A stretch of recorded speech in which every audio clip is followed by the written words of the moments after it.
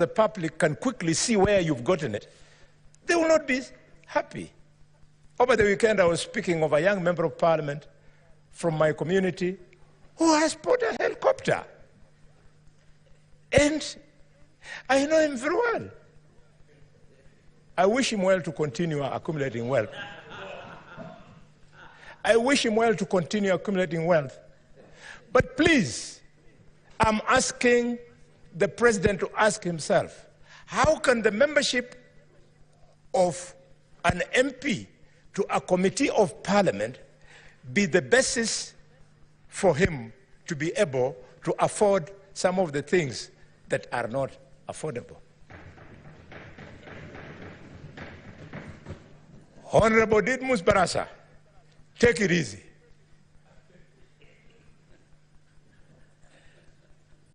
Those helicopters will not change your life. Mr. Speaker, I equally offended somebody whose name I never mentioned in Kakamega over the weekend about this issue of opulence. I just wondered, how would an MP be able to donate 20 million shillings at a Harambe? He was very offended. In another function, I saw of this government carrying a white bag, on the back like this, and started announcing how many millions are in that bag. Said, Moja, Billy. No. Mr. Speaker, if we don't refuse these things, people like Murkomen will think that they are giving us their money. It's not their money. Those are proceeds of... This House is saying no. Because of that anger, look at what our children did. Mr. Speaker, people are angry and hate us as leadership because every weekend, helicopters, they crisscross the skies, all of them going to functions where this... The fuel guzzlers that we drive, I know if you go to this parking, Mr. Speaker, you can see the difference between the vehicle four-wheel drive driven by your senators compared to those ones driven by members of the National Assembly. In the parking of the Senate, you see Prados. But in the parking of the National Assembly, you see high-end vehicles that sometimes you only see. And why, Mr. Speaker? Because of an unconstitutional fund called CDF.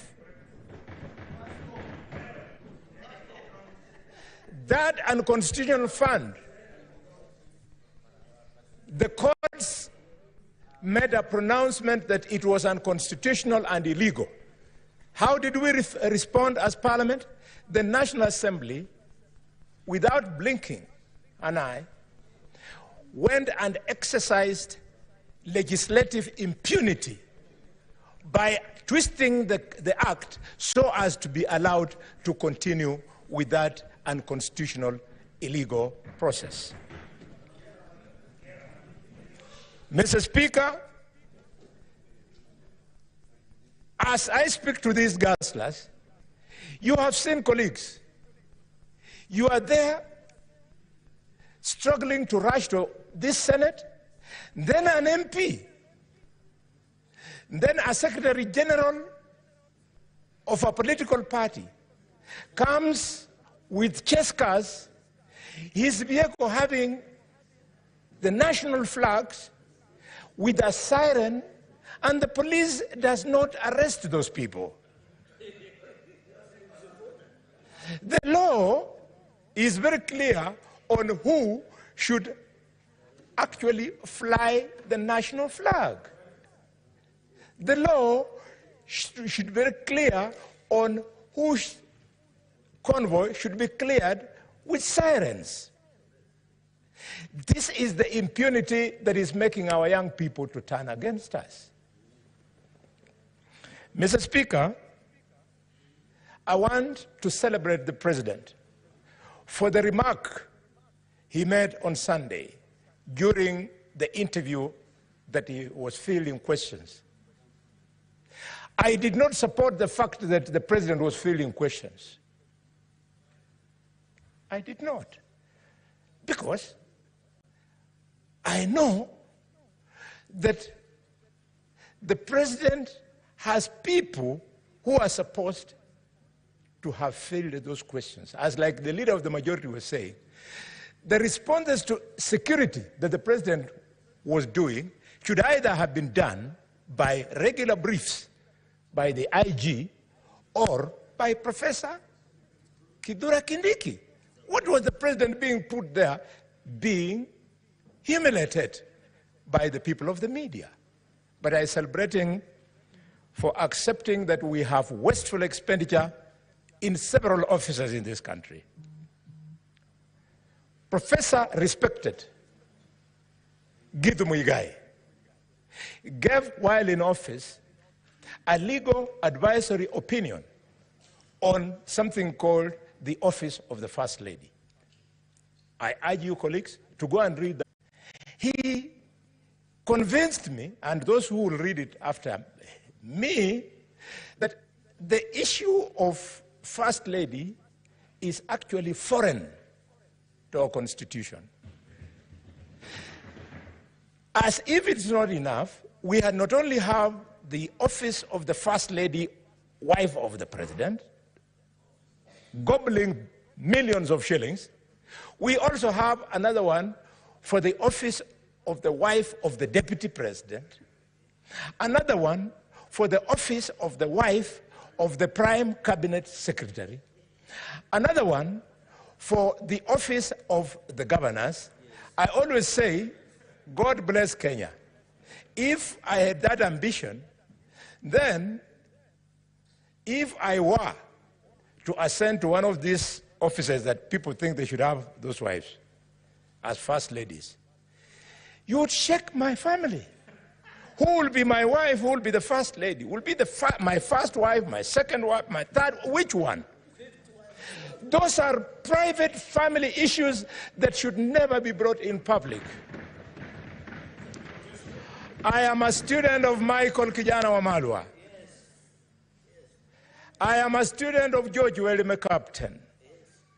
I never saw Wamalwa's wife or George Welime's Captain's wife address any function, not in Luhyaland, not in their constituencies, nowhere else. Their purpose was to make sure that visitors have eaten. What became of husbands in this country? Mr. Speaker, very quickly, because the light is now on, people are angry and hate us because of impunity.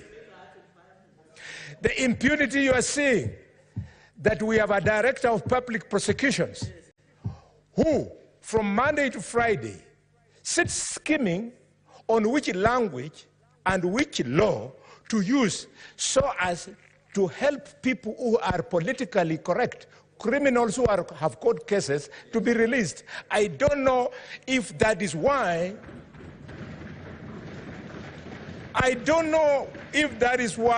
we separated the office of the Attorney General from the office of the Director of Public Prosecution and made it an independent office.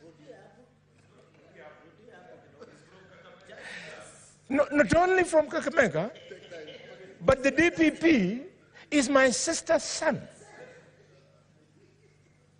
from Malinya there. That it's not necessary.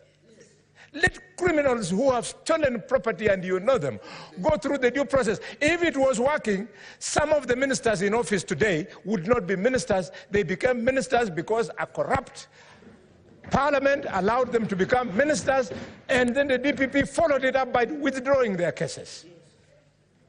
Mr. Speaker, impunity of tribalism. Leader of the majority, you have said it. Where will the children from the tribes where the president does not come from, where deputy president does not come from, where the prime cabinet secretary does not come from, how will they get jobs?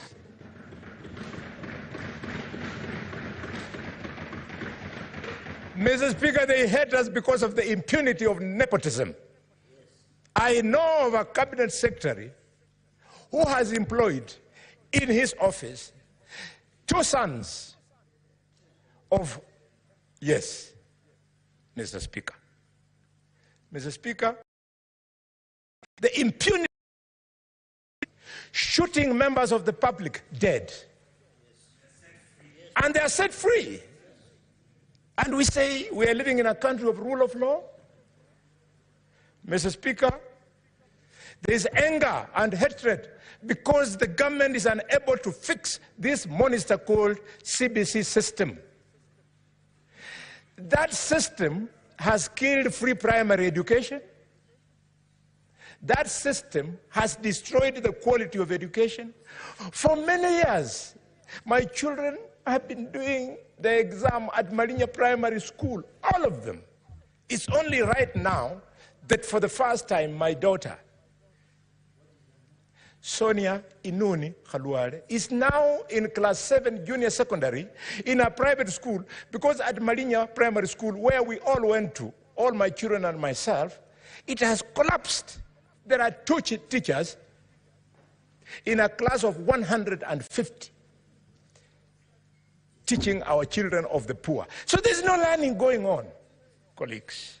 Mr. Speaker, there is anger and hatred because of the insensitivity of this parliament. We are so insensitive that when the issue of housing levy was raised, we did not respond critically. Allow me just to conclude. Mr. Speaker, can I? Give Senator Bonni further 3 minutes. Thank you. Mr. Speaker, the housing levy, I was shocked. We were addressed by the CS National Treasury, who told us that they were contemplating investing the money collected from the housing levy into treasury bills, meaning that we got money from members of the public and we are unable to absorb it.